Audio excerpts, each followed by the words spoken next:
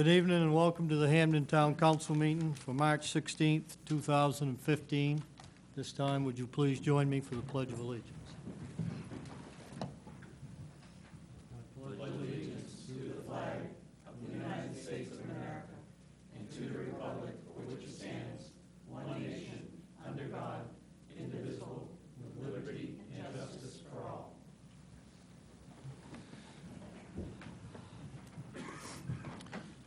Okay, thank you. If there's no objections at this time, we're going to move the news presentations and awards to the next item. Any questions or issues? No objections. Seeing none? Then at this time, I'll read a letter.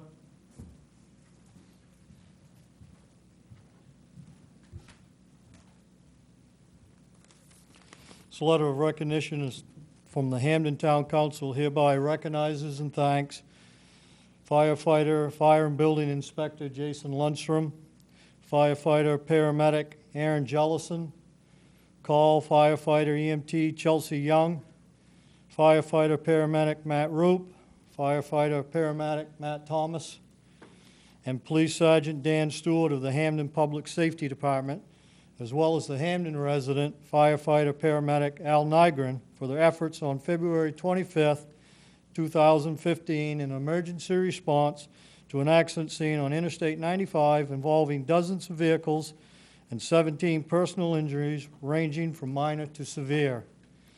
The conditions that day were treacherous. For those of you who were on duty for Hampden when the call came in, you arrived with equipment to find a scene with twisted piles of metal so intertwined that you had to wade through deep snow at the roadside and then climb over vehicles carrying all of your equipment to begin to effect rescues.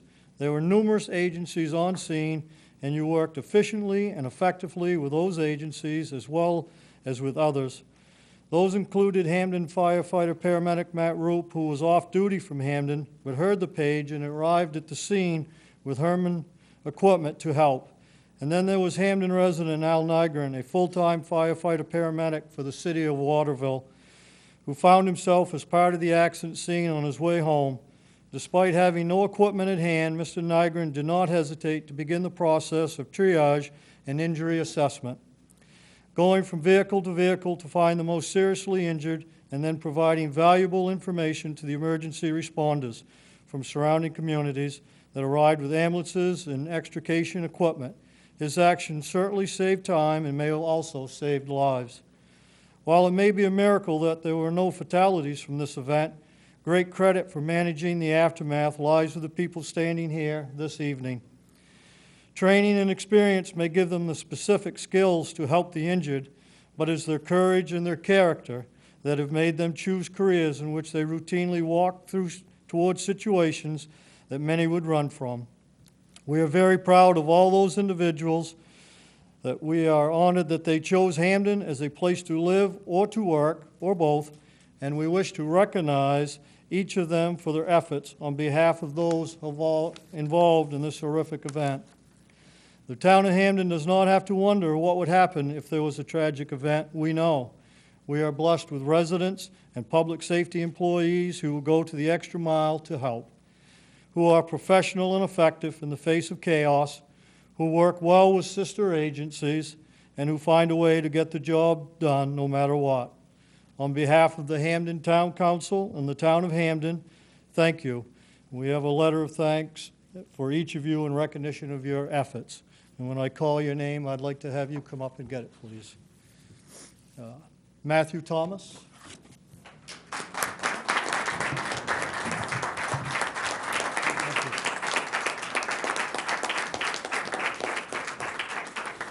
Dan Stewart.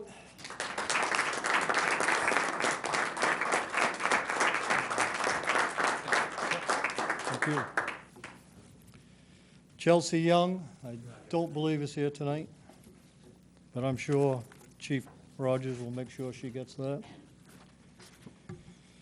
Jason Lundstrom.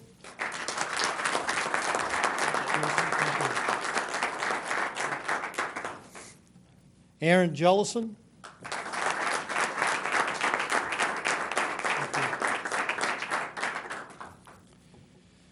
Matthew Root? He's on call. Al Nygren?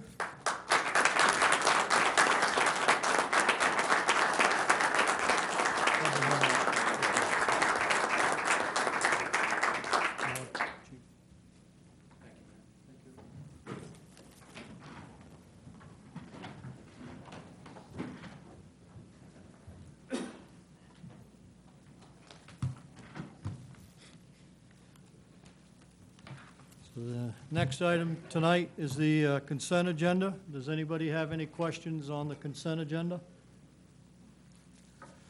Seeing none, do I have a motion to accept? Move that we accept the consent agenda. All in favor? Okay, the next item is item C, public comments. That's a chance for anybody here tonight to speak on anything that is not on the agenda tonight? Is any public comments? Seeing none?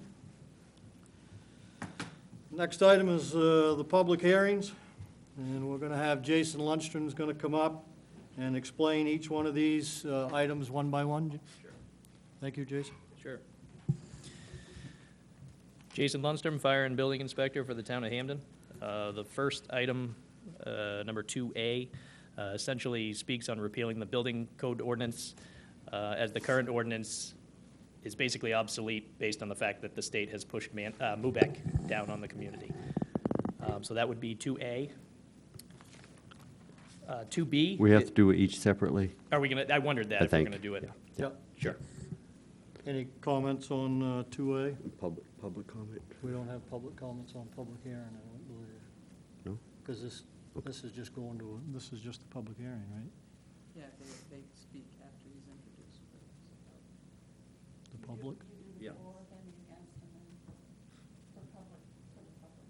Yeah, you have to have public. Yeah, Oh, I so thought- everyone okay. will speak in favor. All right, but, Under each one of these, it's anyone in favor, anyone opposed okay. from the public.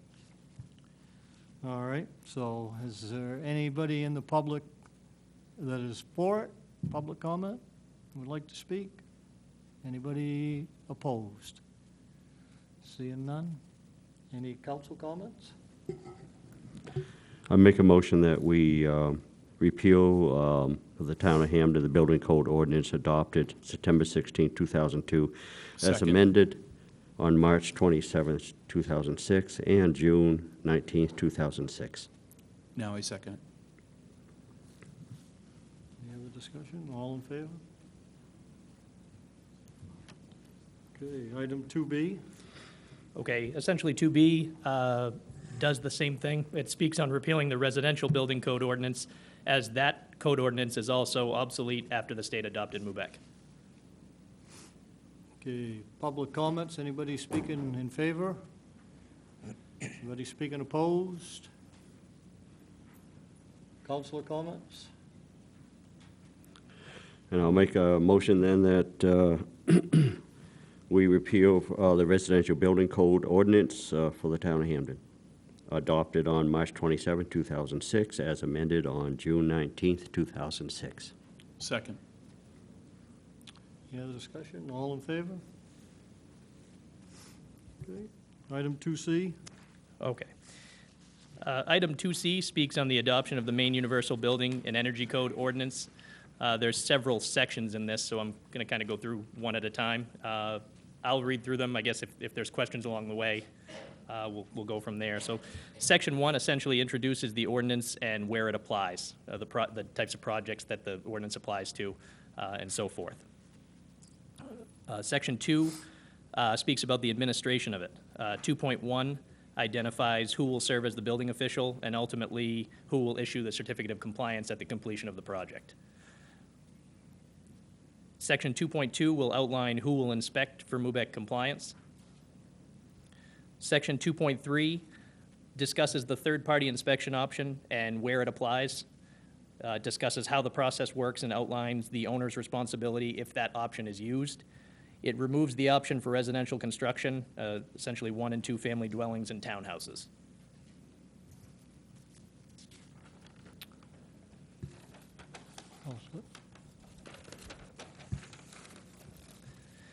Section 2.4 identifies that the enforcement of MUBEC must be in accordance with the town's zoning ordinance and fees ordinance. Section 3.1 through 3.1.9 establishes the climactic and geographic design criteria for the town, so snow load and things of such. Section 4 to 4.5.1 speaks about the Knox Box program. It essentially discusses how it will be administered and how it applies to new commercial buildings. Section 5 discusses the appeals process.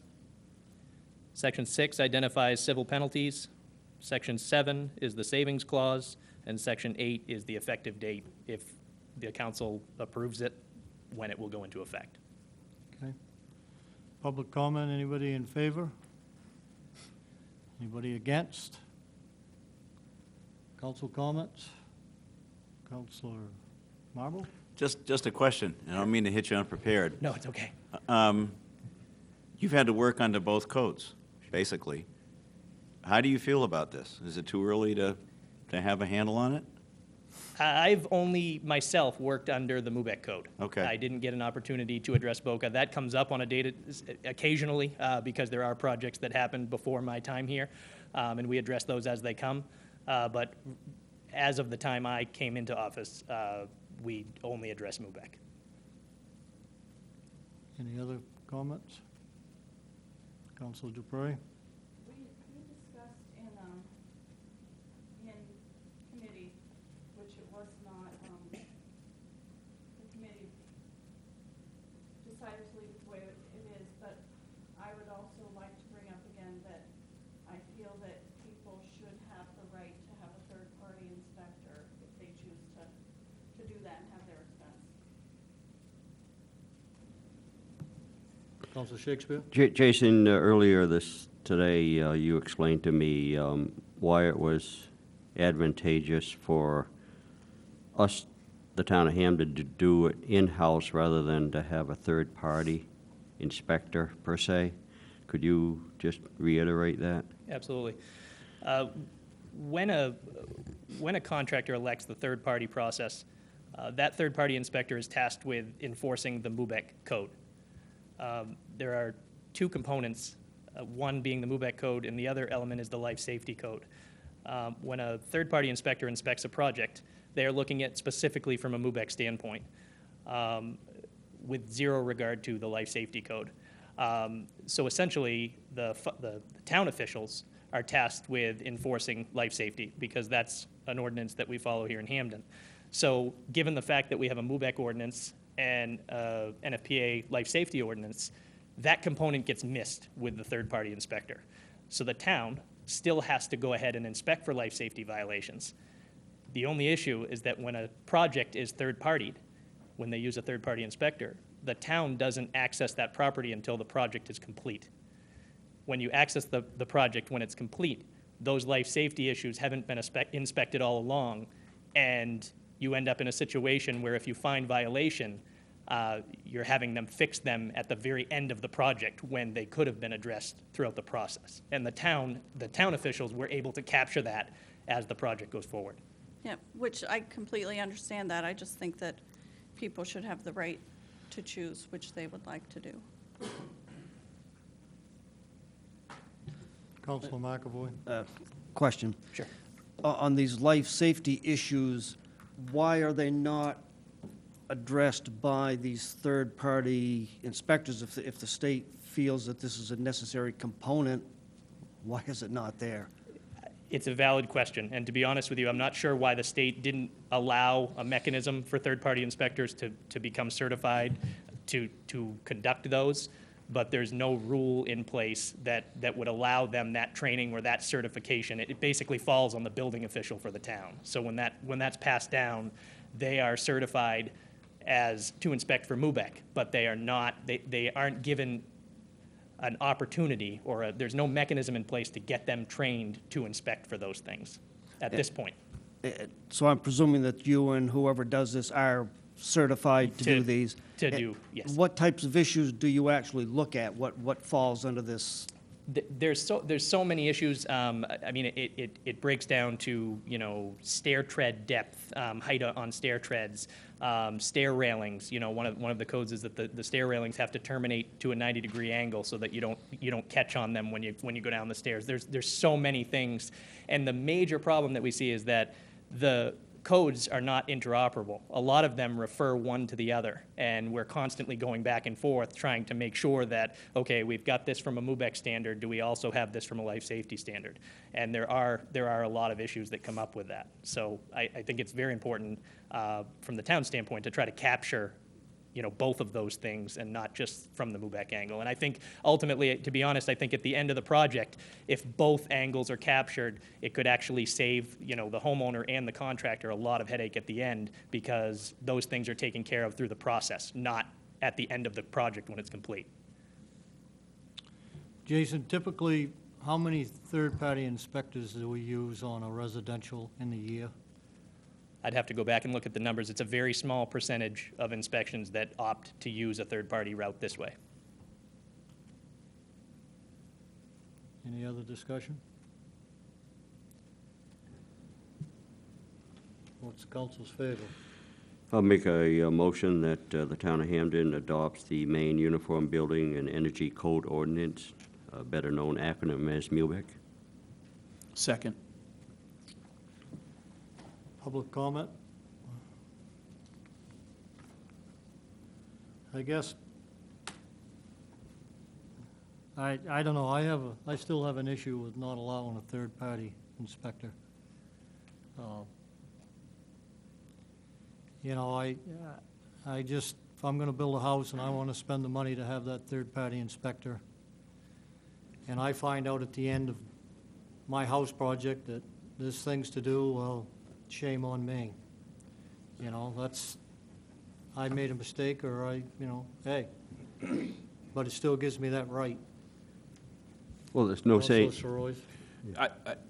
So I guess, is there an advantage over a personal or a private inspector over, is there an advantage to the homeowner? I'll let Jason answer this first. The one thing that I want to make sure that everybody understands is when we talk about the third-party inspector, we need to make sure that we're addressing the fact that the town does have an ordinance for both MUBEC, to enforce MUBEC, and to enforce life safety. And with a third-party inspector, that element is getting completely missed. There's no one conducting those inspections at that point until the very end of the final inspection. So that's one angle to look for. As far as an advantage, essentially you would just have the option to have a third-party inspector come out and inspect your project from start to finish. The town ultimately, and that's the other thing that I want to make sure everybody knows, is that the town ultimately is still responsible for that project. Even if there's a third-party inspector, the town is the final say in the certificate of occupancy. So we are, myself and the code enforcement officer are the folks that will sign off on that. So with that said, even if you were to elect to go with a third-party inspector, if the town was to go out on a final inspection and find violations for both life safety and MUBEC, it would be our responsibility to pass that on and tell the contractor, hey, before the certificate of occupancy, this stuff needs to be corrected. Right. Which gets back to my point, we still have the final say on a home occupancy. Why they would choose a third party is beyond me, but I guess I just don't feel comfortable taking that right away at this point in time. One more thing, if I may.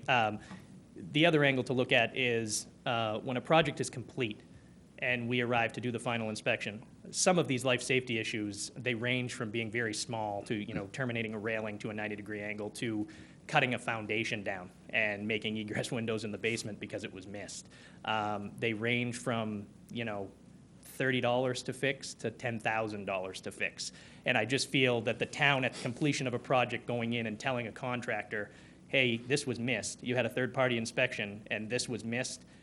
We're the bearer of the bad news in the fact that, you know, now you have a $10,000 fix on your hands. Just something to consider. Right. I understand what you're saying, but any contractor that knows anything at all knows the code. Sure. So you're always going to have the few that choose not to, regardless. Was there any say that a person can't have a third party anyways, if they wanted to? No, this right here says you can't. This essentially eliminates the third-party option The because option, completely. the town, essentially what happened was when MUBEC came down, it said that, the state said that any population over 4,000 is going to enforce MUBEC. No problem. The third-party inspector captures that. That's perfectly fine. What they don't capture is the life safety component. So essentially, I guess that's what the town has to decide. We have an ordinance for the life safety, for life safety code. We need to make sure that that element is being captured one way or another, either by the town or by the third-party inspector. Now, I had mentioned that the town is going to capture that at the final inspection. However, that's the only time we're going to capture it, would be at the very end. And I think customer service-wise and, you know, our relationship with the contractors, and ultimately, we're here for the public. We're here for the people who are having these houses built for them, which often they don't have a whole lot of say in how their house is constructed. So at the very end of the project, when we come in there and they're ready to close on their house, at that point, we say, hey, listen, you've got life safety issues here that weren't addressed throughout the process. You're gonna be a bit getting into your house because these changes have to be made.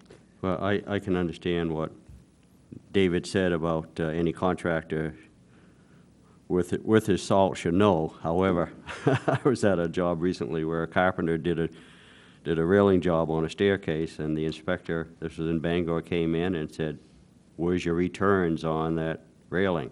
There were no returns. Sure. In other words, it was not proper safety-wise. And carpenters, electricians, plumbers, we all were not infallible. And not everybody knows everything about every code.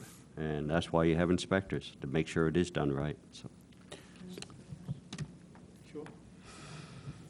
So if the third-party inspection component stays, the only way to also appropriately enforce the NFPA code would be to require that the third-party inspection notify the fire inspector every time they're going to do an inspection, so that the fire inspector also is there at the same time to do the life safety stuff, which kind of wipes out your whole third-party inspection component anyway. But if we have two ordinances that require inspection, and one can't be inspected by the third-party inspector, that third-party inspector, whoever someone chose, would have to notify you folks to go. That's correct, and there's 7 inspections currently that we do for any, you know, new residential home.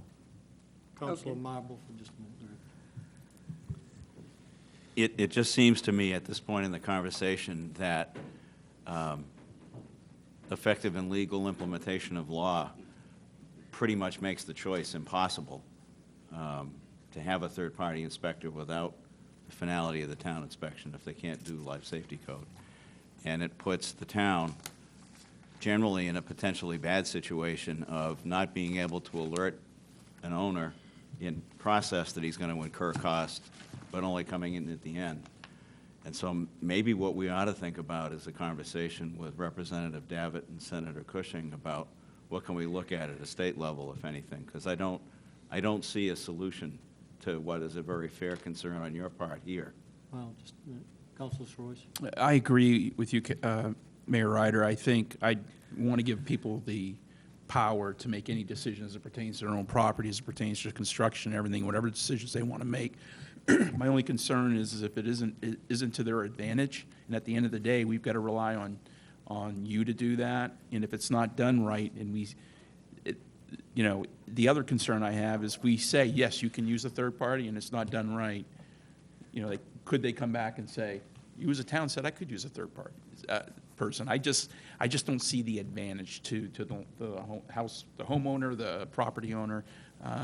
But I do agree if somebody wants to make a decision like that, but is it the right one? Well, that's a loaded question. Councilor Dupree. I understand exactly what you're saying, Councilor Soroy, but as we've found in the past, you can't legislate common sense.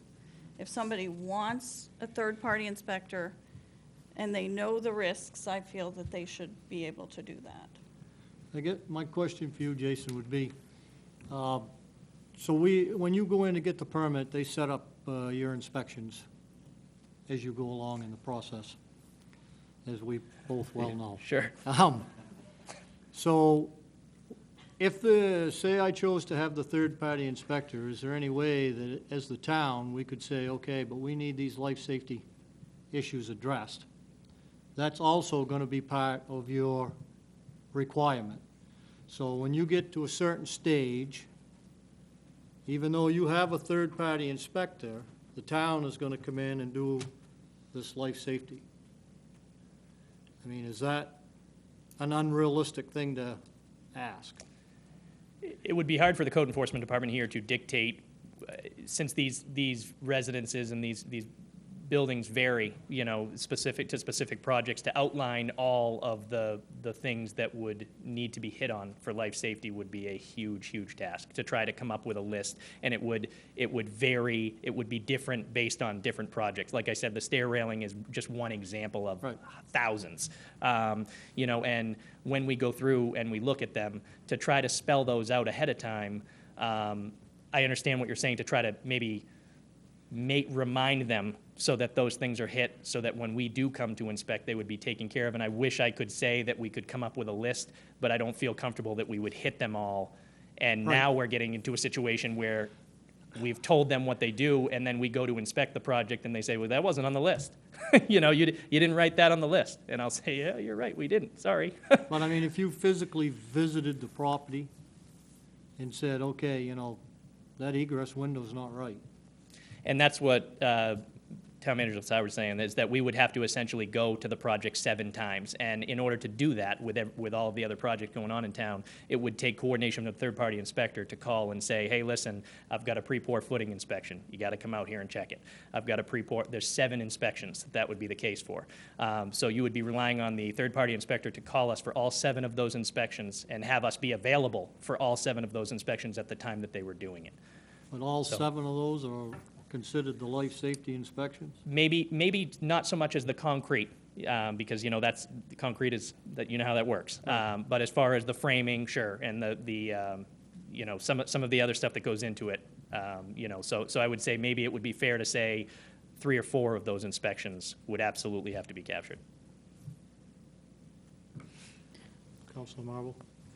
This may be one of my more dumb questions, but is there any route open to an independent third-party inspector getting certification to act as a life safety inspector? And I think that's what Councilor McAvoy was saying, and I don't believe the state has a mechanism to do that yet. And like you had mentioned, maybe talking to some folks to try to allow that to happen, because I think that would be a good avenue. I think that if they were able to meet the same requirements, you know, and meet the same 2 ordinances that we're inspecting, both the MUBEC and the Life Safety Code ordinances, if they were able to capture both, I think that this would be a completely different conversation. Councilor Dupre? I'd like to make a motion to strike out, There's a motion, you have to make an amendment. this is an amendment to the Amendment. motion, to strike out the sentence, the option shall not be available for 1 family or 2-family dwellings or townhouses. In 2.3, in section 2.2.3, sentence number 2.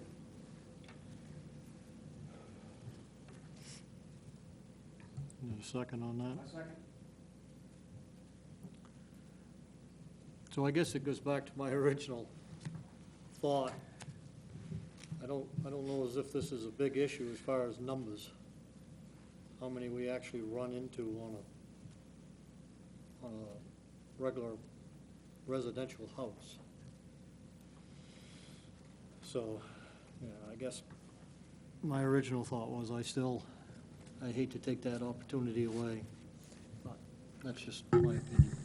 Well, my question is, can we do that? I mean, if you're going to accept MUBEC, do you have to accept the whole thing, or can we say, oh, no, we're only going to accept certain parts? the state passes that down. You know, you could compare Bangor. The only difference between the way that we enforce the code, because Bangor has a population of over 4,000, is that myself and Miles are tasked with MUBEC and life safety. Bangor divides it up. They have building inspectors that enforce MUBEC, and they have fire inspectors that enforce life safety code. So they're enforcing the same thing. They're just doing it with two staff members, one for each. And the one thing I forgot to bring up when I introduced this is the 1 and 2 family dwelling was the portion that was proposed to be eliminated. This third-party option is still available for commercial buildings, and the reason behind that is that an engineer is often doing the it often acts as the third party in that situation. I meant to mention that from the beginning. And another question that I had real quick, and I've never done this before, so I don't know if this is the right time to ask this, is that away. if we opt, whichever way we opt to go, the ordinances have to line up with how we're enforcing the code, correct? So if there's a life safety ordinance right now, there has to be still a mechanism that we're going to, okay, I just wanted to verify that. I think that should this option be restored, that the town's only recourse would be to require third-party inspectors to notify them of when they're doing their inspections so that you can coordinate that for life safety. Sure, and there would have to be cross cooperation with the third-party inspector in the event that, you know, we're at a training or tied up on another job, you know, something else that we're doing. There would have to be that give and take from the third-party inspector that he'd be willing to say, okay, that doesn't work for you, let's schedule a different time. So there's some elements that come into it that would take a little bit more coordination to try. In order to get the sign-off from both, it will be necessary. Absolutely. And one of the other issues we discussed at a committee meeting was the fact that sometimes these third-party inspectors are not available, and that creates a conflict, right? And Well, the conflict wouldn't be for Jason, I don't believe it'd be for the contractor. But right, and the contractor, I mean, I don't know, I've never been involved, but we'll call and say, hey, I need to put up the sheetrock now, let's just say, and where's my inspector? Whereas if the town does it, you don't have that issue usually if you coordinate. Given the opportunity to conduct a lot of I these said- inspections. I said usually. Yeah, given the opportunity to conduct a lot of these inspections, oftentimes when we're called, it's, if you're not down here in about 15 minutes, there's going to be sheetrock over this installation. And that's not an exaggeration. So when I say that it would take intense communication and cooperation between the code enforcement department and the third-party inspector, that's an understatement. Right. Council McAvoy? On this life safety thing, who sets the standards? Who sets the parameters? Who says, you know, do you have a list that says this is what you're going to look at? Or is this just something that you arbitrarily say, well, that? To tell you that I catch 100% of the things in the life safety code all the time would not be a fair statement. The book is extensive, but through having the opportunity to conduct the inspections, network with other inspectors, because we are new, we are new, but having the opportunity to network and talk with other inspectors that do this, we're learning more and more every day. So all I can say is that we're trying to hit on everyone that we're aware of. And if one is missed, it's either because we're not quite aware of it, or it's human. It's a human situation. So as far as having a list, it would be endless. There's just so many of them to try to capture. Well, so where do you receive your certification? I mean, do you go to a class? Does it- Yeah, absolutely. So they must say, this is what you look for. I mean, otherwise, how would anybody have any idea what you're going to be looking for if they can't look at a document that says, this is what we're going to be looking for? Absolutely, I I understand. guess I'm baffled by that part of it. I wish that it was as easy as just a document, but it's an extensive book of codes that apply. It's based on different occupancies. If you have different occupancies, call for different life safety implements. So, like I said, it's an extensive task, to say the least. Any other discussion? Okay, so the motion to the amendment is to stay with third-party inspectors, correct? Denise? I had the motion as to strike the second sentence in section 2.3, quote, "This option shall not be available for one-family or two-family dwellings on townhouses," end quote. Correct. Okay. All in favor? All opposed? 4-3. Appreciate your time. All right, Jason, Thanks thank a lot. you. Vote on the main motion now. Oh, yeah, okay, so the main motion is to accept it as is. As amended. I thought we just did we did the amendment, now we gotta vote on it as amended. Okay, makes sense. Do I have a motion to accept it as amended? We already have the motion, we just vote on it. All in favor of the amendment, amended? Accept it. Yeah, which, 5-2.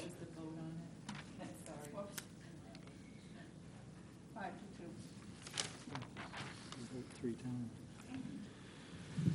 Okay, item 3, nominations, appointments, and elections, we have none. Unfinished business, this was brought up in the Finance Committee meeting tonight, and that has been put on hold until a further date. So we'll move on to the number new business, 5A. Councilor Dupre? Yes, I actually talked with the person in Augusta that is in charge of the program, and right now it's being rewritten. So we don't have, usually the deadline is May 15th, but there will be a new deadline once the program is rewritten. So I would like to table this until the time that the new program comes out, and we can look at that. And that, at that time, we'll know what the deadline is for applying. Mayor Ryder? Councilor Stearns? There was a very generic response. I don't think anybody any of the residents or anybody on TV would understand what she's talking about. Can you explain Yes. what you were looking at doing? Okay, sorry about that. No.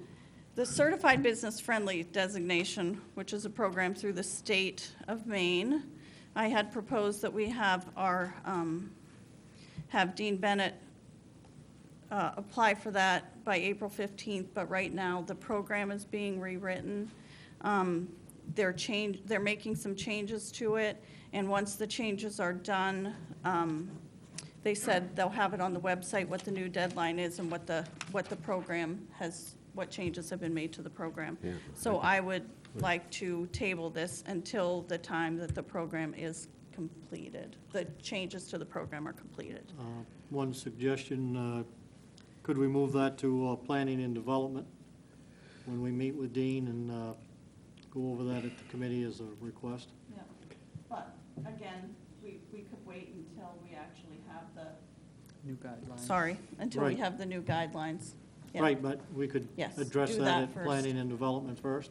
That's fine, That's fine. thank you. I know you, can I speak? Because usually we don't speak when something's tabled. We don't have a comments times, but. Go ahead. First of all, the way it's written, direct the Economic Development Director to apply. I think that's inappropriate because I don't think the town council should be directing the Economic Development Director to do anything. It's really to direct the town manager to have the Economic Development Director do something, okay? Because he's not our employee. That's just a little technicality. But we've discussed this before a number of times and in committee meetings, and we've basically dismissed it. But I'm willing to, take it back at P&D, and we'll discuss it again, with the viability of it. Any other comment? Any public comment? Okay, so seeing none, then we'll move that to planning and development. Item 5B, disposition of tax-acquired property. Thank you. We recently had the foreclosure date for unpaid 2012, 2013 property taxes. And we had one parcel at 106 Manning Mill Road that did not make payments on that, any payments. As a matter of fact, we've had no luck in having any kind of contact with the record owner, has not accepted any of our certified mailings, and the mortgage holders have signed for them but have not paid any money on what's outstanding on the taxes. It's map 847, as I said, at 106 Manning Mill. The current outstanding tax amount is, including this year's taxes, is $4,693.93. The town has a sale of town-owned real estate ordinance that that defines a process that the town is to follow, or follows if it's made every effort to contact and has had no success, and it goes into foreclosure, that the council would take a vote to begin the foreclosure process on 106 Manning Mill Road. The first step would be for me to notify the record owner that they had 30 days to pay all outstanding tax costs and interest in order to redeem the property.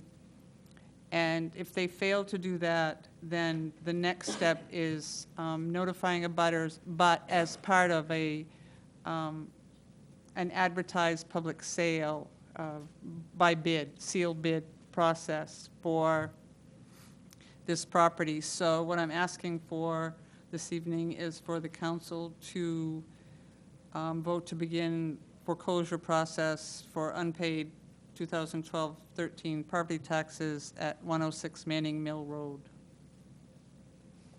May I make a motion? Well, That we move to begin foreclosure process of the property under discussion at Manning Mill Road. I'll second that. Second. Just before you second it, we got any public comment? No, I'll take a second. Second. Discussion? Must be worth more than $4,000, I would suspect. Now, I mean, I haven't seen the residence, but, or the building. But if we do foreclose on it and end up putting out for public sale, what happens to that sale amount? The town retains it. We retain it, okay. The reality is that once it goes into foreclosure and the town does a public sale, it extinguishes any mortgages that are on the property, that their failure to pay prior to the foreclosure date extinguishes their right. If in the next 30 days the total outstanding taxes, costs, and fees are paid, it is paid, whoever gave us the money, and we take money from anybody. I'm sorry, but that's true. The record owner would retain ownership rights, because the only thing that will take it out of that owner's name is if it goes beyond 30 days, the town is then the record owner. It has extinguished all of the original property owner's rights, and that includes the rights of any mortgage holders or liens that are on the property. So any proceeds for this are first satisfy the taxes, and the rest goes to the town. The current value on the property is listed as $83,600, and that's with a land valuation of $47,200 and a building valuation of $36,000. Council Soares? I know, Sue, we talked about it's not currently occupied, and that's fine, but do we know if it's in disrepair? In other words, is it being heated, or is it abandoned? And when we go through this process, we do it as an arm's length transaction, meaning that we don't go on the property to state its condition or do those kind of things, because we don't wish to assume that risk, et cetera, associated with that. The only property we ever did that we ended up selling was the old shoe factory on Mayo Road, and that's because we had electrical issues that with water coming through the roof. Anybody, I don't know if anyone's here that remembers that, but that was the only one we ever took possession of prior to doing the sale. This ends up being, the rights are extinguished. We do a quit claim deed. We do not issue a warranty deed on sales. All it does is quit the town's claim for any taxes owed, and then getting a warranty deed becomes the property owners. Any other discussion? Got a motion and a second? All in favor? All opposed? None. Okay, item 5C, manager's contract, non-renewal. That would be me.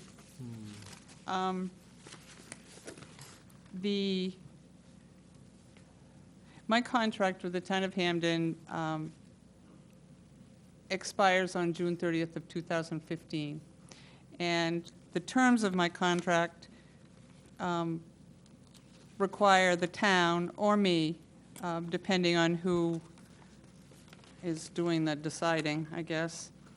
If the council did not wish to have my services beyond June 30th, they would have to give me 60 days' notice of that. And if I decided that I didn't wish contract renewal, the same thing. And I have decided that I do not wish to have a contract renewal. And I'm going to read the letter into the record, which is in effect a resignation letter effective June 30th that requires the council to approve this so that they can move on with their process. But, dear Mayor DeRider, the purpose of this letter is to formally notify the town council that I am not requesting a new contract or an extension of the current contract at the end of June 2015. Section 2, Item D of my contract requires a minimum of a 60-day notice prior to the end of the contract if either party wishes not to renew.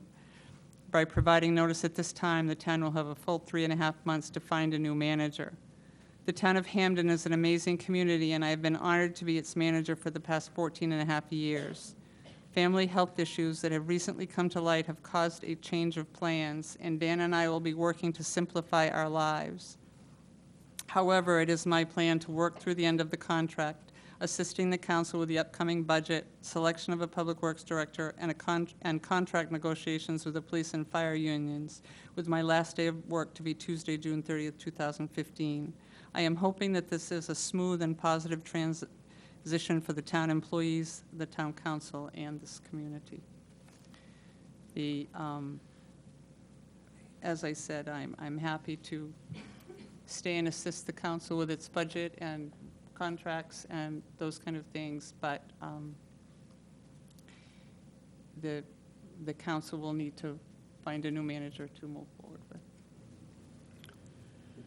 I have a motion to accept. I'll make a motion that we accept the town manager's letter of termination of her contract as of June 30th, 2015. Second. Discussion? There isn't any, unfortunately. We'll vote. All in favor of accepting it? All those against? Thank you. Item 5C, and one, set date for the council workshop.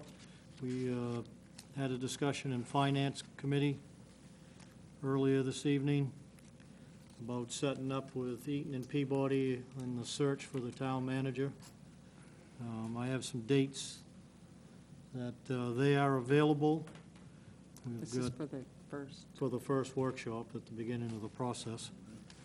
One is for the 30th of this month, the 31st, April 1st, April 6th, or April 7th. So I gotta have a general consensus. I think if everybody's available the 30th, that I think the sooner we get it done, the better. Unfortunately, I do have a business trip from the 29th of March to the following Friday, whatever that is. So I will be out of town 6 days from the 29th on.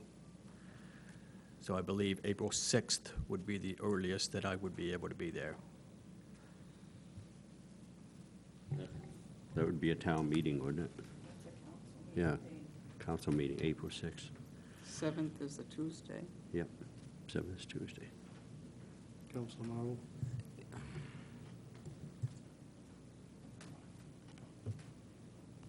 How many are available April 7th? Is everybody available on that Tuesday? In reading over what his How- preference is, that Tuesday How, evening? how long would it be, the workshop? 2 to 3 hours. It would likely be a start at 6. 6 to and end 9. at 8 or 8:30. Yeah. 9 o'clock. Say 6 to 9, whatever. So is April 7th the consensus that I'm seeing? Councilor Royce? Okay, everybody in favor of April 7th? Okay, April 7th. Next item is 5D, discussion of expansion of town office hours. Councilor Wild? Oh. Everything's open to the public, yeah.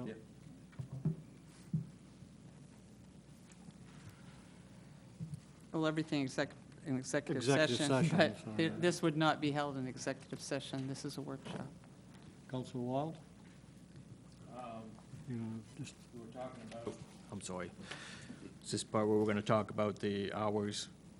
for the town office? Yep. I wanted to bring this up, that I've had a few people back last fall when I was out meeting and greeting the residents in my district, which is District 1, that expressed concerns about the hours of the town office being rather limited.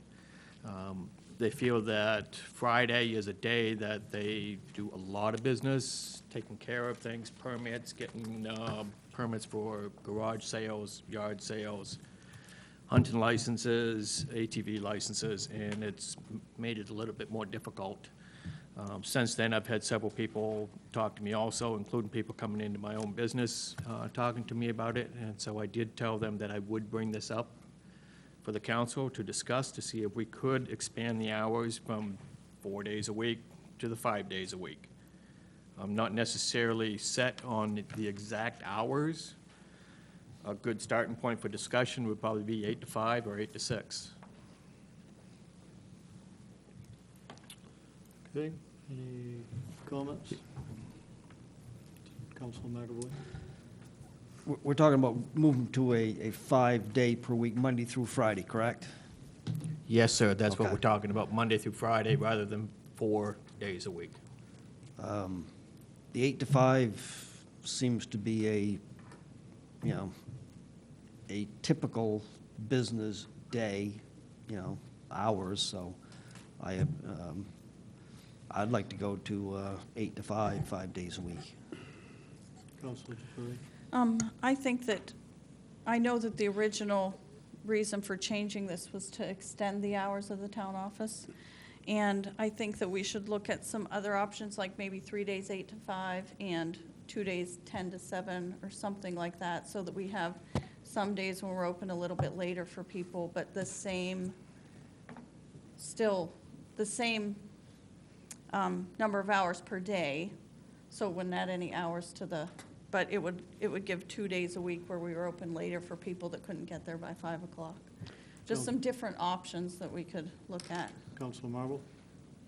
Yeah, my only input at this time is to suggest that we wait until we've hired a new town manager and given that person and the team a little bit of time to get to know each other, sort out priorities, and then start that discussion. And I'll make that motion that we table it until we get a new town manager, and he gets a feel, just as we, I think it was for He or she? I second he or she, yeah, well, he or she, whatever.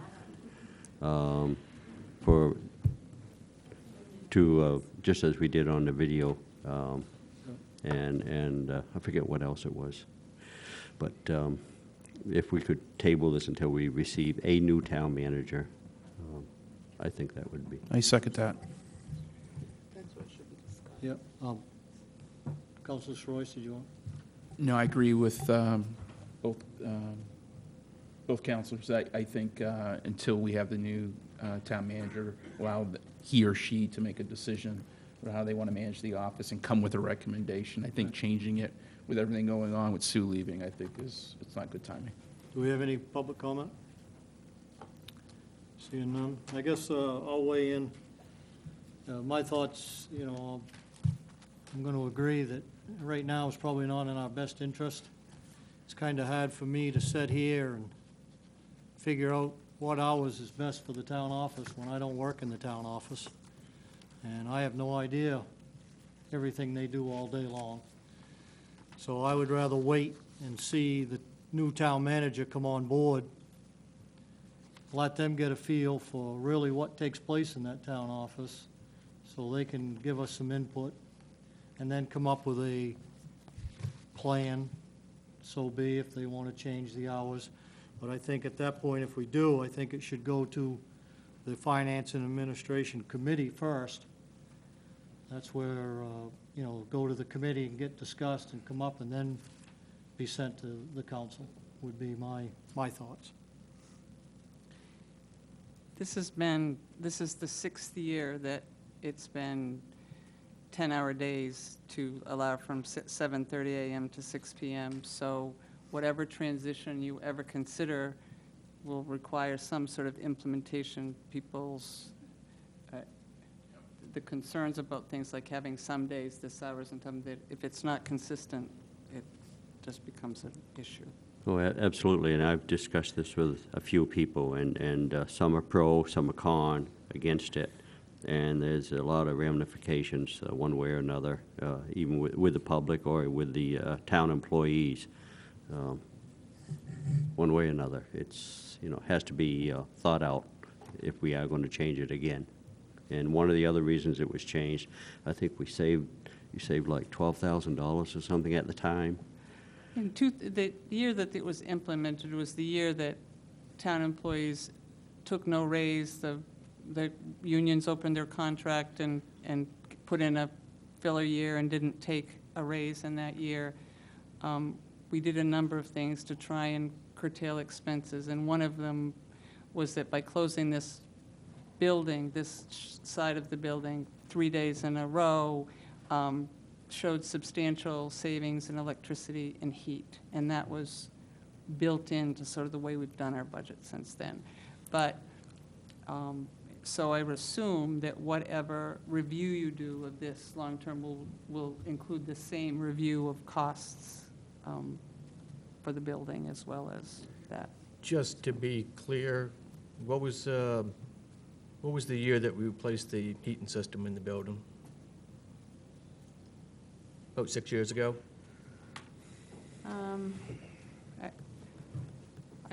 Off the top of my head, I can't tell you exactly what the year was. We replaced the pool heaters. No, I'm talking about this building. Yeah, we got a grant from Efficiency Maine and did that, too. So is it possible that the heating system upgrade might have been partially responsible for that $12,000 savings?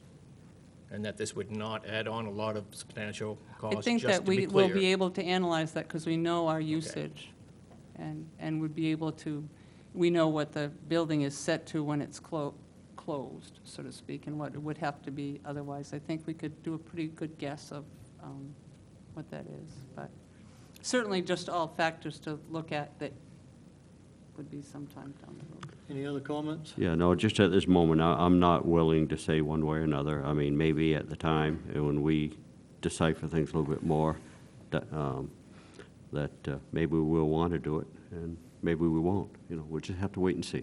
Councilor Throat? Yeah, when I first came on the council, it was one of the things that one individual gnawed on me about, opening up on Fridays. But I can tell you that in talking to people like Bill, some are for, some are against.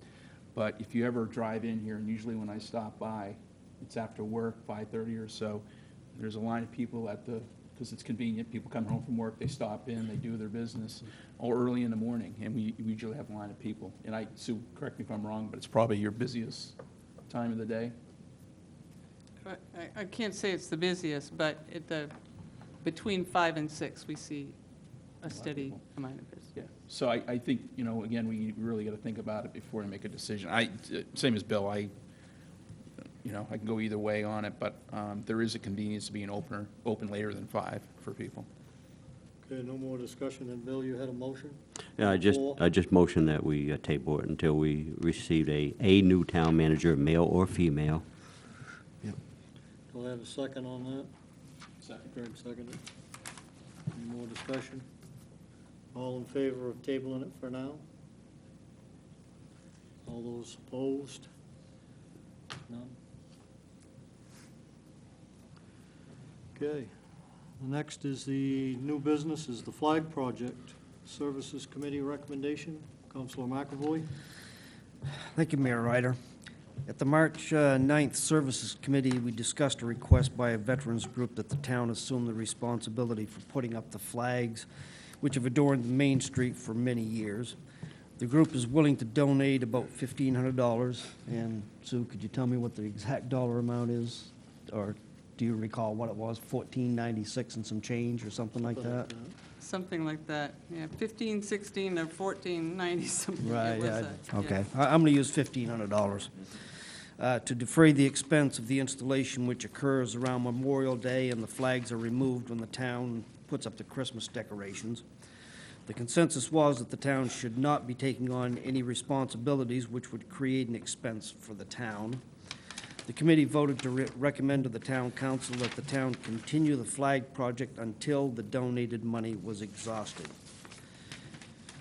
I make a motion that the council accept the veterans group's donation, which will defray the cost of the flag project until the funds are depleted. Second. Well, before that, we'll have public comments, but The amount of money was $14.91.36. any public comment? Seeing none? Nope. Oh, I didn't, sorry, Tom, I didn't see you.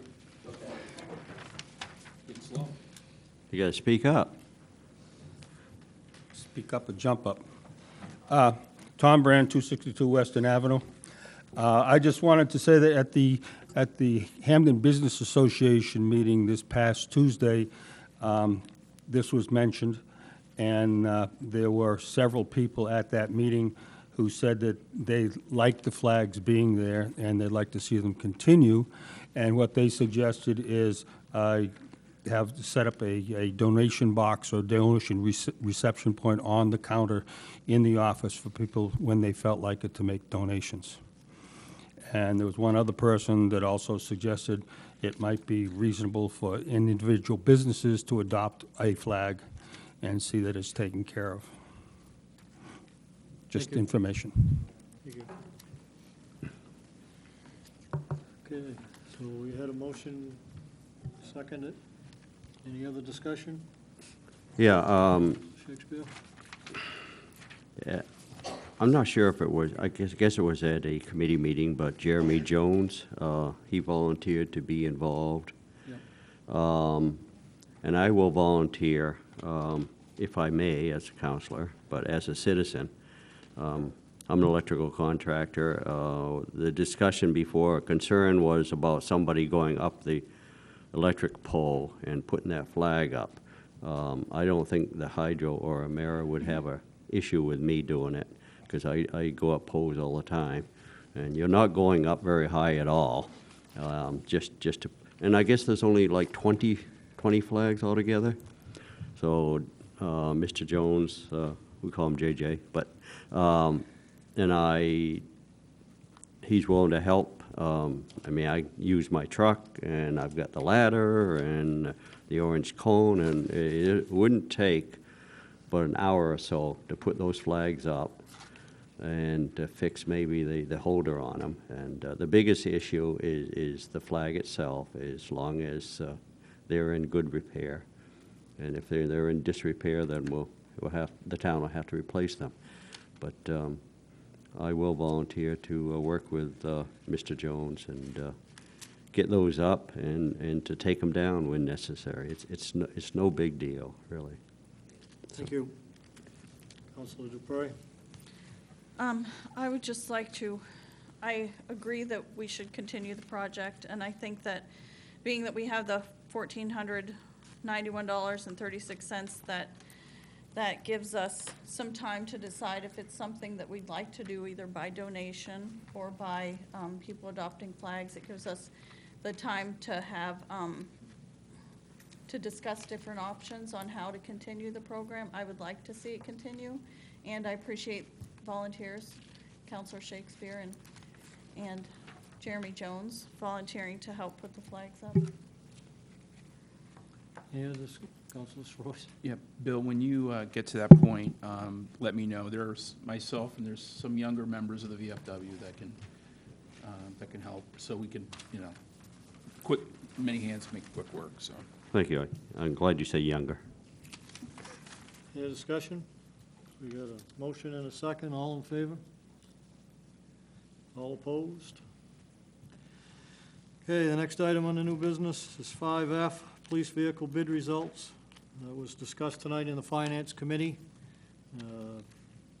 Joe Rogers came and explained to us the bids. We had 6 bids for a new police cruiser.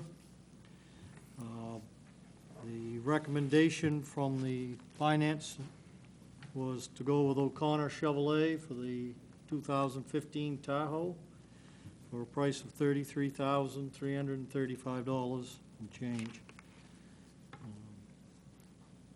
Do I have a motion to accept that?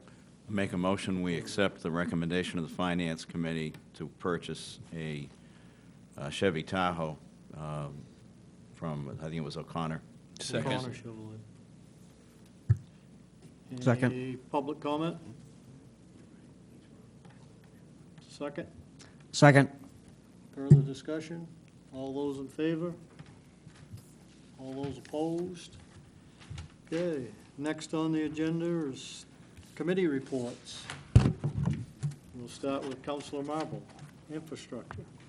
Yeah, let it be known that I'm going to read minutes compiled by our town manager, which is another excellent thing she does for us.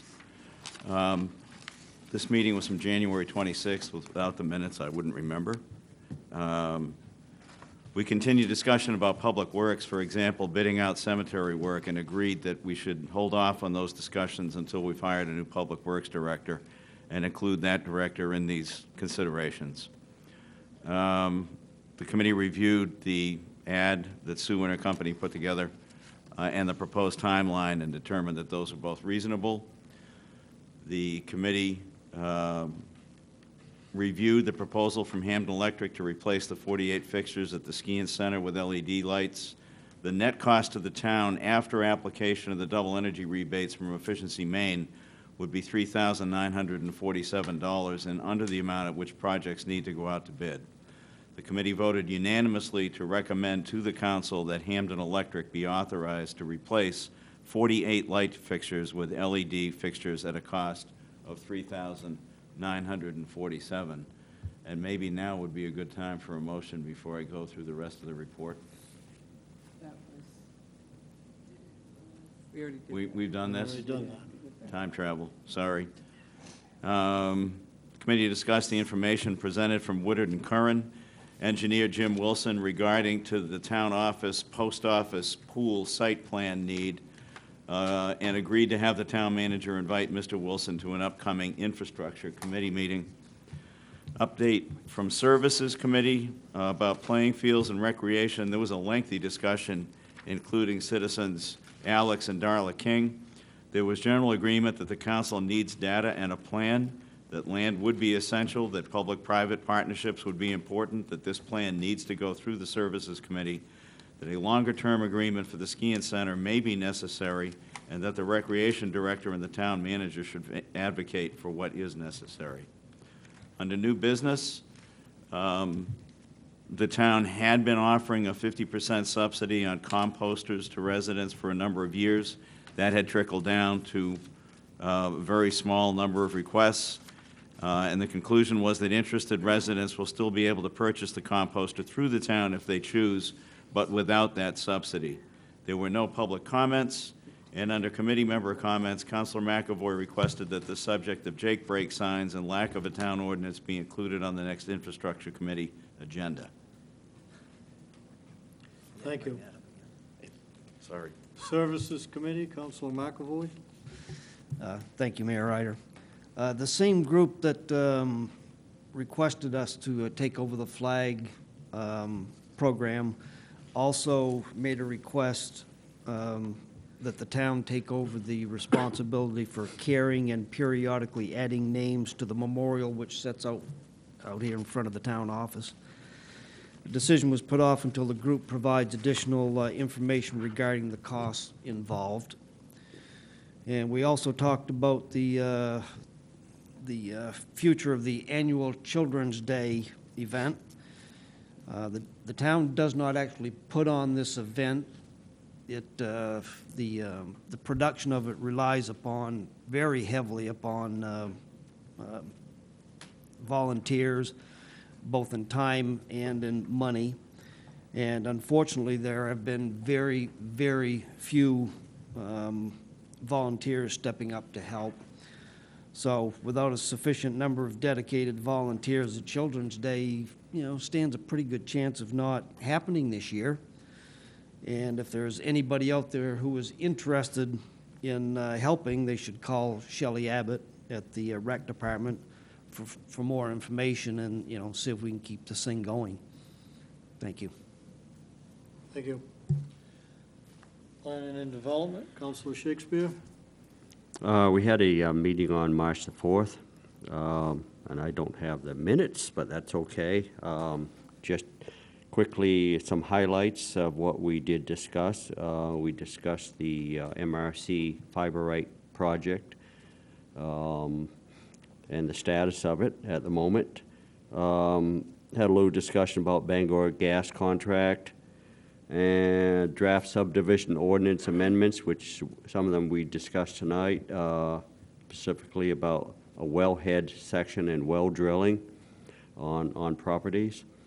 We had a rezoning discussion about the Maine Road, which we're talking about going basically from residential to village commercial on certain portions of it, off 1A. We had a private way discussion, and we also discussed possibility of parking lots in Hampden, specifically utilizing the Kiwanis building area and along Route 1A. So that was the total. We didn't have any other new business discussion. Thank you. And on Finance and Administration, tonight we've been going over council rules. Tonight we had so many items on the list that we didn't get to that, but it's an ongoing project to work on council rules, to go down through and revise that. We talked about counselor compensation for going to workshops, and the agreement is that the counselor's pay will stay the way it is now for committee meetings and council attendance only for now. We discussed the police vehicle bid results. Recommendation, as you heard, was to go with O'Connor Chevrolet. We talked about the manager search process. There again, we brought up April 7th. We're going to set up for a workshop to define roles and qualifications and start the process for hiring a new town manager. We discussed videotaping of committee meetings was brought up and was discussed about the cost, or if we wanted to or we didn't want to. And for now, it's the general consensus we're going to stay the way we are. We'll videotape the council meetings, and we'll just audio tape all the committee meetings. Later on, if we decide to upgrade the system, we may look at it again. The cost may not be as much with the new system. So that we'll have to wait and see on. Then we had a request for a citizen for the town to issue license plates at the town office.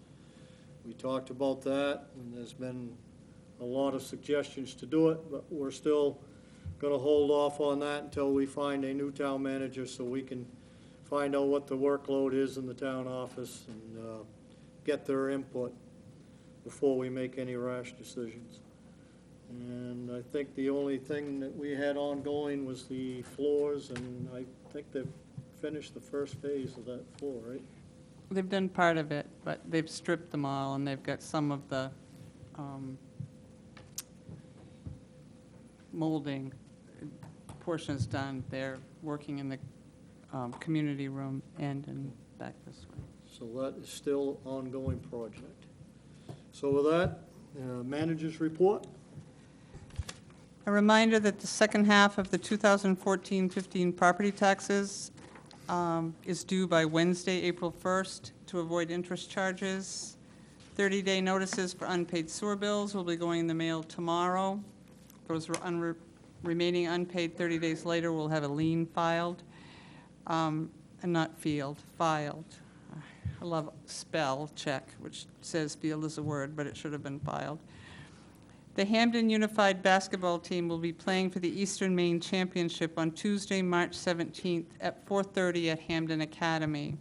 Our Finance HR Officer, Tammy Ewing's son Zachary, plays on the Unified Team, and I would encourage anyone who can make it to attend the game to show support for the team. Hampden's boys varsity basketball team brought home the gold this year, and we are hoping that the Unified Team will do so as well. But as I said, anyone that can, filling the gym tomorrow afternoon would be huge for this team. So I would encourage anyone who can be there at 4:30 to go. A reminder that applications for the Public Works Director position close on Wednesday, March 25th. Anyone interested in the position should submit a current resume and letter of interest to me no later than 6 o'clock on March 25th. Thus far, we have 7 applicants. Sue, is that low? Yes. Yes, the last time we did Public Works Director application process, we had over 30 applicants. We have 7. Stormwater 101. In order to fulfill part of the requirements of our 5-year stormwater license, we have to do annual training of elected appointed officials in regard to that program. And it is my intent to have this training on the agenda of the Infrastructure Committee meeting on Monday, March 23rd. If the chairman doesn't object, the Planning Board had this presentation at their meeting on March 11th. It is a criteria of our license that this is held on an annual basis. Town of Hampden has been a Tree City USA community for the past 7 years. Gretchen Hellman was the point person for this for the town of Hampden, and planner Bob Osborne has agreed to take this project over on behalf of the town. I am pleased to inform you that librarian Debbie Lazito was successful in obtaining a grant from the Stephen King Foundation, which includes funding for replacing the lighting at the library with LED fixtures. The total grant is $50,000. So. Wow. Congratulations Wow. and good work to our librarian who is, that will be a great, a large percentage of that money is the total replacement of all fixtures, and that should bring the lighting cost for that facility down. So we've got the ski-in center, we've got the library, the pool has done some LED transfer, so we're getting our buildings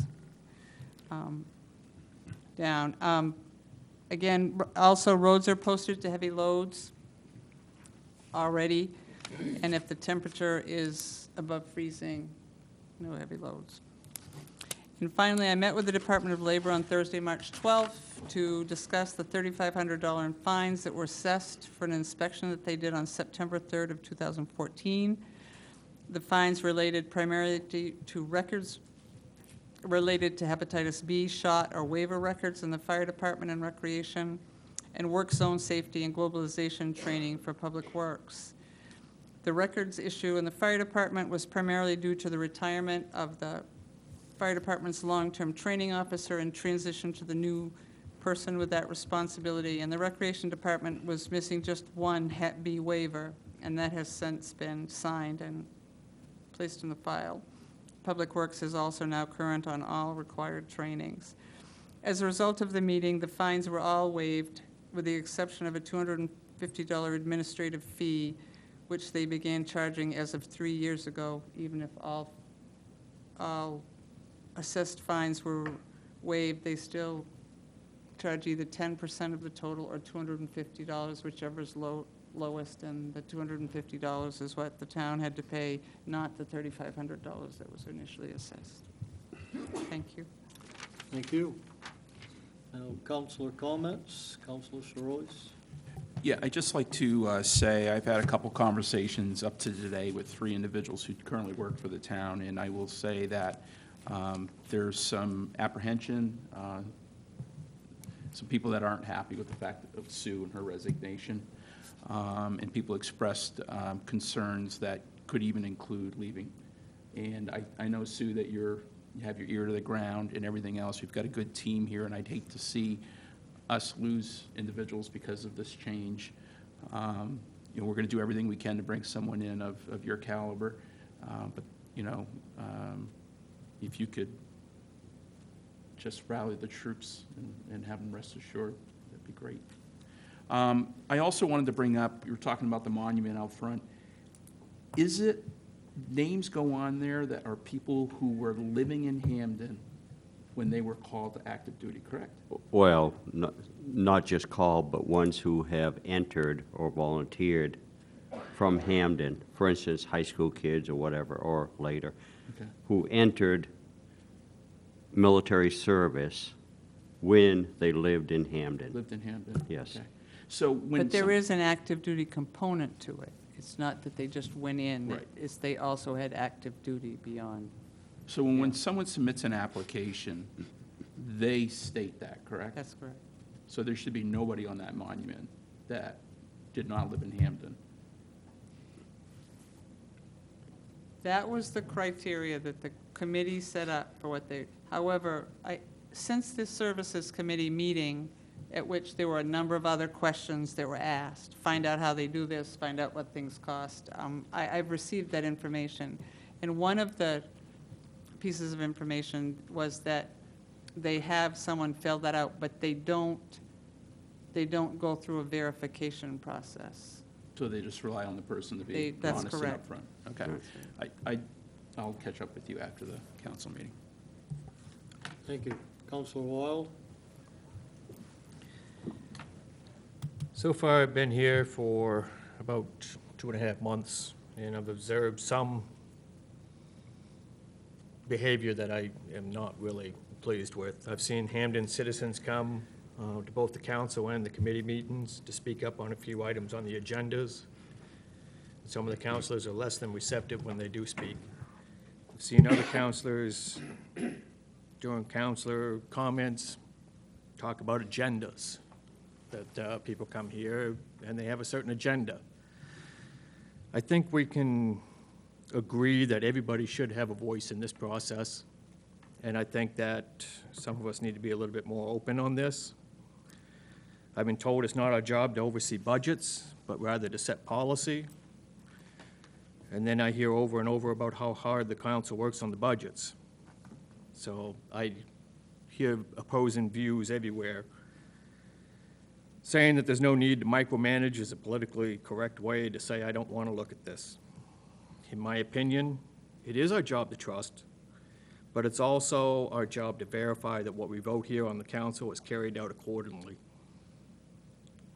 I've been told over and over that we do the things we do to protect the citizens, and that's why we have to change this or add that. And every time I've heard that, it results in one of two things. It's either more regulation or more spending, which then leads to the need of more government employees and higher taxations. Just a few months ago, after deciding to run for a seat on this council, I went door to door, mostly listening to the people of this town. One thing I heard over and over is they did not believe the council listened to them. They don't want their taxes going up. They want the overreaching regulations to stop, which, in all fairness, we are working very hard on that, and we are rolling things back. They want the council to stop the embarrassing behavior. They want to know that we're listening to them, and we're reacting accordingly to what they're telling us that they want us to do. I, along with a few others up here, know who we represent. It's the residents of Hampden. It's not the special interest of a few that want to see us just trust our government. For the Hampden residents that do come here and the ones watching from home, please continue. Come to the meetings, speak up.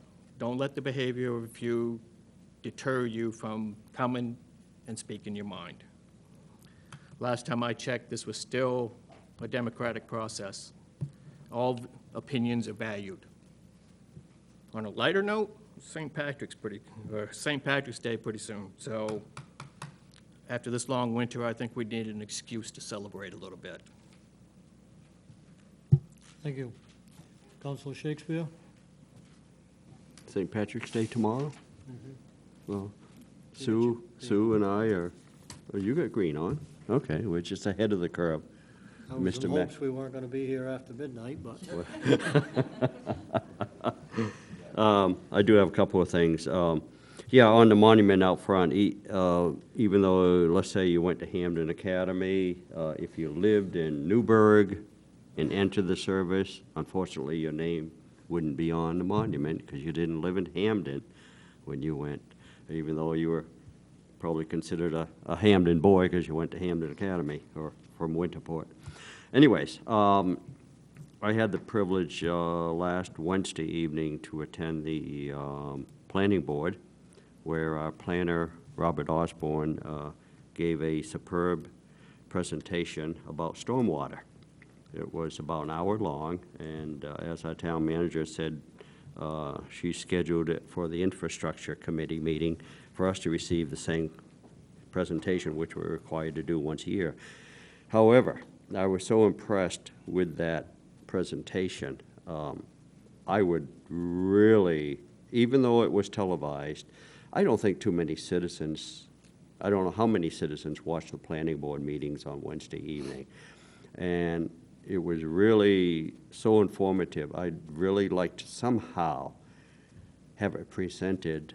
I don't know if it would be at a council meeting or when, but publicly presented more so to the public. It would be possible, instead of infrastructure, to put it on a regular council agenda and have that, it's called Stormwater 101. Right. Done at a council meeting, if you prefer, as opposed to a committee meeting. It's necessary to meet the criteria of the permit. Whether you do it at a committee meeting or a full council meeting, that would be up to the council. The only thing, it does take an hour. It's about an hour presentation, so we'll have to think about that as far as, time length. It has to happen by the end of June. Okay. So wherever you want to have it. Okay. Couple more.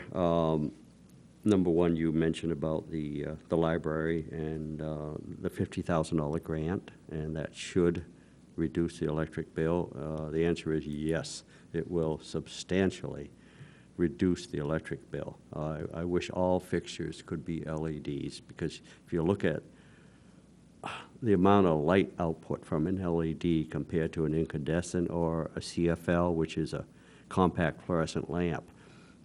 And yes, they do cost more, but the savings is more than substantial. And like I say, the lumens, the light output is fantastic.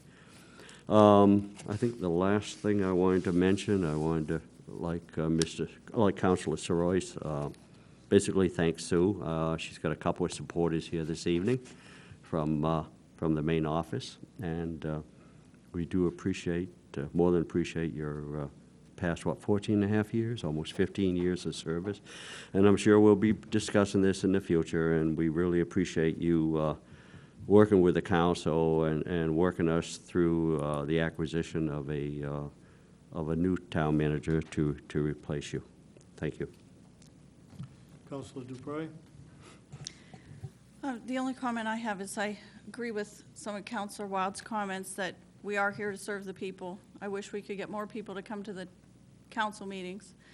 But if you can't make it to the meetings, if you could at least call us and let us know what your thoughts are and what you'd like to see us do. Thank you. Councilor Marble? Well, a couple things. I think it's easy for us to all slightly misspeak at times, especially publicly or when we get nervous. But I don't know of anyone sitting up here who's not intent on serving the citizens of this town. So just leave that at that. In trying to do so, maybe people are awkward or hesitant, I don't know. But I just want to remind anyone watching or anyone in the room that I'm holding what I'm calling Hampden Hot Stove the third Saturday of every month. There's been a small loyal group who has come every time. I think it's called District 2. It doesn't have to be. It could be called Hampden. And if we want to talk about expanding that with any other councils, we can do that as well. But the intention is to just be one more way to have a real informal conversation that's not constrained by trappings like this. Thank you. Thank you. Do you provide coffee and donuts there? We haven't gotten to that point yet. Oh, how do you expect to attract people now? This is- Councilor McAvoy. Thank you. Spring is on the way. I'm exerting all of the powers that are vested in me as a town councilor to make sure that this happens sooner rather than later. And as always, shop local, buy American. Good night, Hampden. And I don't have a comment tonight. Motion to adjourn. Moved. Thank you for coming.